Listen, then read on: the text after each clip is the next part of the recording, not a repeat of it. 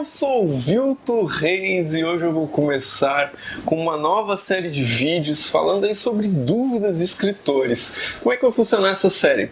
Qualquer dúvida que você tenha, comente nos vídeos dessa série, que eu vou estar selecionando algumas dúvidas e fazendo. A minha ideia é fazer um vídeo por semana. E vamos ver como é que vai rolar, né? Já que as coisas é melhor que elas não sejam fixas, que elas sejam mais orgânicas. E a dúvida de hoje é uma dúvida do André Silva, que acompanha o canal, é inscrito. E se você não for inscrito, já se inscreva no canal para você também poder enviar suas dúvidas. E a dúvida dele é a seguinte: descrever lugares reais ou imaginários. O que é melhor? Eu vou ler certinho o que ele falou para vocês poderem entender melhor. O comentário vai estar aí na tela também para vocês. E eu ocultei a primeira parte do comentário, porque a primeira parte era ele estava comentando sobre um outro vídeo, então eu deixei só a parte que cabe aqui pra gente. Olha só o que ele disse. Vilto, tenho uma dúvida sobre ambientação. Costumo escrever contos e microcontos. Poucas vezes citei alguma cidade ou região e quando cito são fictícias. Você acha que isso pode ser um ponto negativo? Não utilizar um lugar real? Penso que em lugares reais o leitor pode ter uma noção mais próxima da história, mas em contraponto não gosto de dizer locais para dar a ideia de que a história poderia se passar em absolutamente qualquer lugar, real ou imaginário.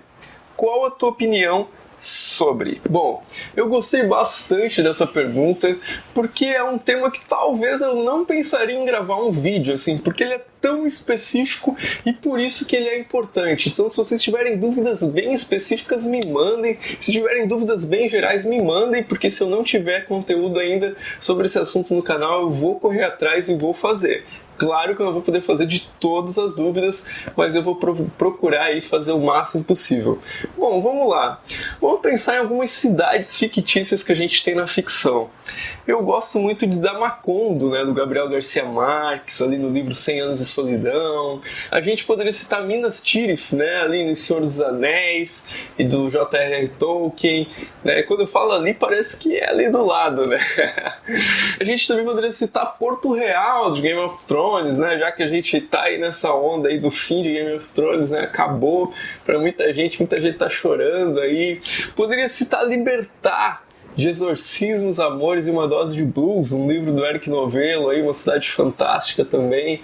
Gente, a gente poderia citar várias cidades. Fato é, essas cidades são muito legais e são muito marcantes na ficção. Então eu vou citar algumas vantagens de você ter cidades ficcionais, né? E até tem livros que parece que a cidade é quase um personagem na história. Isso é muito bacana, é muito legal. É bom quando o escritor tem essa coisa da ambientação, do cenário, do espaço, né? Da narrativa, um grande controle do espaço. O espaço que também é um dos temas que eu trabalho no meu curso Caminho do Escritor. Se você tiver interesse, tem o link aqui embaixo. Mas olha só, algumas vantagens, né? Uma, você pode criar o que você quiser nessa cidade, né? Claro, desde que seja coerente com as regras do seu mundo, com as regras do seu universo ali da narrativa, você pode criar o que você quiser, colocar um determinado, sei lá, estabelecimento que você precisa para acontecer a história naquele local, né? Você pode fazer mil coisas, né? Eu pensei agora em Twin Peaks, que é uma série que eu gosto muito, né? Um clássico aí, meio cult, mas é uma série que, pô, você tem a delegacia, você tem o lugar lá onde os caras se encontram, né? Que eu não lembro agora, é Black alguma coisa, não lembro ao certo agora. Então você tem os ambientes exatos que você precisa para contar aquela história. Outra coisa, né? Outra vantagem, você pode criar histórias para essas cidades, né? Como as cidades do Lovecraft, né? Aquelas cidades perdidas e maravilhosas e horrorosas também, né? O que é muito fantástico. E também você pode usar essas cidades para justificar determinados fatos da sua história, né? Então, por exemplo, o Conan, né? Ele veio das terras do norte, as terras bárbaras, né? Então, tipo, se justifica toda a personalidade dele a partir de onde ele nasceu. Então, cidades fictícias são muito interessantes, são muito importantes para você usar em suas histórias. Por outro lado, a gente também tem grandes cidades reais, né? Narradas na ficção, como a cidade de Nova York, em A Trilogia de Nova Nova York, do Paul Auster, né? Um livro que eu amo de paixão. A gente tem, por exemplo, a Dublin, né? Do Ulisses, do James Joyce, que também é uma cidade mega retratada, daquela forma do Joyce, assim, nossa, muito detalhista, né? Que apesar de ele estar contando uma história a partir da personalidade do personagem, tá ali a Dublin retratada. E a gente também tem as cidades citadas em On the Road, né, do Jack Kerouac, né? Então também, né, várias cidades são citadas ali, mas principalmente São Francisco, né, que é uma cidade ali que ganha bastante destaque, Denver também. Então essas cidades são retratadas na ficção, né? A ficção ela tem um grande poder de recriar momentos históricos, né, como no caso On the Road ali do jazz, que estava naquela onda, a própria contracultura, eu ia falar anticultura, né? A contracultura ali do movimento beat, né? Daquela geração.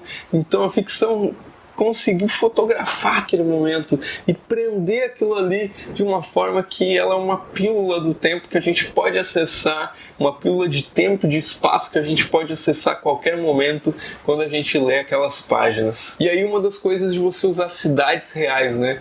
Um dos problemas é que você pode ter a geografia questionada, já que, né, digamos que uma pessoa que mora naquela cidade pode falar, não é bem assim, aquele bairro não é, né, não tem essa importância na cidade e tal.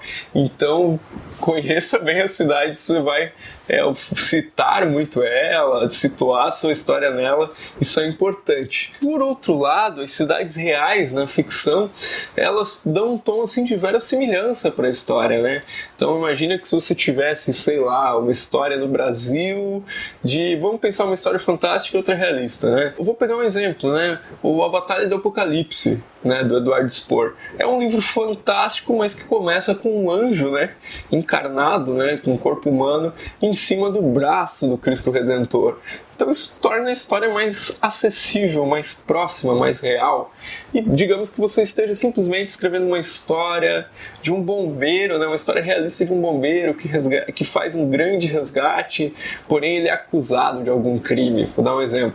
Você situar ele também no Rio de Janeiro ou em qualquer outra cidade do Brasil tornaria essa história mais real, mais verossímil. Então acaba envolvendo o leitor uma coisa que é muito importante, que é a suspensão de descrença, né? De quando você está lendo um livro. Quando eu escrevi meu livro Um Gato Chamado Borges, eu tinha um grande dilema, assim, porque eu queria contar uma história que se passasse no litoral catarinense, que tivesse todas as características da cultura açoriana, que pesam muito em Santa Catarina, ali no litoral, né? E que também eu pudesse, sei lá, criar coisas como um determinado morro, uma determinada pequena ilha próxima à praia, que, tipo, coubessem na minha história.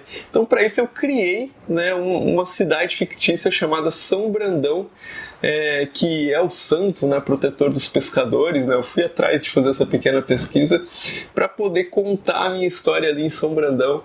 E muita gente que vem conversar comigo até fala assim, a gente que é de Santa Catarina, né?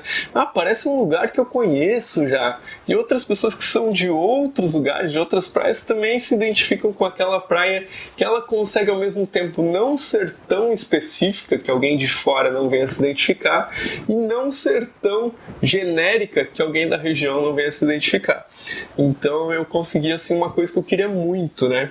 E também para minha história eu precisava que ela fosse perto do mar, que ela fosse litorânea, então eu precisei criar uma cidade fictícia. Então a resposta para a pergunta descrever ou utilizar lugares reais ou imaginários, o que é melhor, é que depende. Não existe uma regra, não existe nada que possa ditar isso, né? O que eu posso dizer é que você deve procurar aquilo que melhor caiba na sua história, aquilo que a sua história peça, aquilo que a sua história necessite. Então esse foi o nosso vídeo de hoje, aí começando essa série aí de dúvidas do escritor. Se você tem dúvidas, comente aí embaixo para que eu possa ir fazendo outros vídeos dessa série. E claro, né, inscreva-se no canal, me acompanhe nas redes sociais e até o nosso próximo vídeo.